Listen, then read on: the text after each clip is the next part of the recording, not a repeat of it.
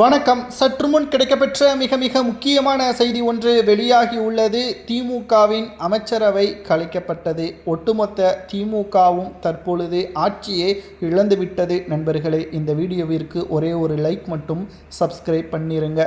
April 23ஆம் தேதி தமிழ்நாட்டில் சட்டசபை தேர்தல் நடைபெறுகிறது. இப்பொழுதே திமுகவை சார்ந்த அமைச்சர்கள், எம்எல்ஏக்கள் அனைவரும் ராஜினாமா கடிதத்தை ஆளுநரிடம் சமர்ப்பிக்க வேண்டும்.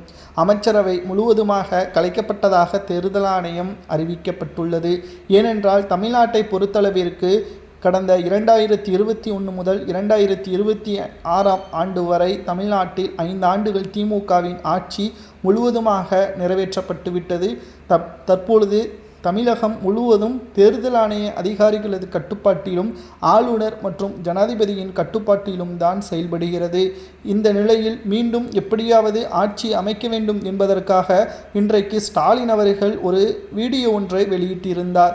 அது என்ன தெரியுமா? 50 ஆண்டுகளாக தமிழ்நாட்டில் பாதுகாத்து வந்த கொள்கைகள், திட்டங்கள் அனைத்தையும் நாங்கள் செயல்படுத்திவிட்டோம்.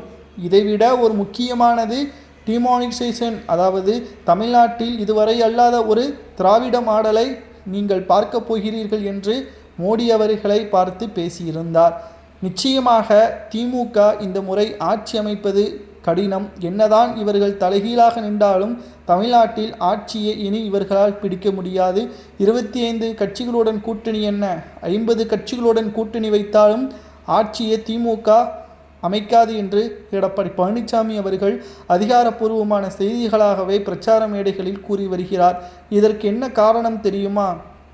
திமுக தோல்வியடைந்தால் எங்கே அவர்கள் செய்த ஊழல் வெட்ட வெளிச்சத்திற்கு வந்துவிடுமோ, அமலாக்கத்துறை அதிகாரிகளது பிடிவில் சிக்கிவிடுவார்களோ, திமுகவில் உதயநிதி அவர்களை தலைவராக பொறுப்பேற்க வைக்க முடியாதோ என்ற அச்சத்தில் ஸ்டாலின் அவர்கள் இருக்கிறார்.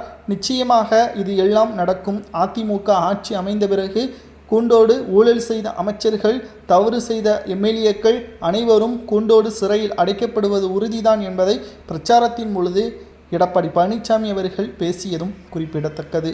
ஒரே நேரத்தில் திமுகவின் அமைச்சரவை கலைக்கப்பட்டது.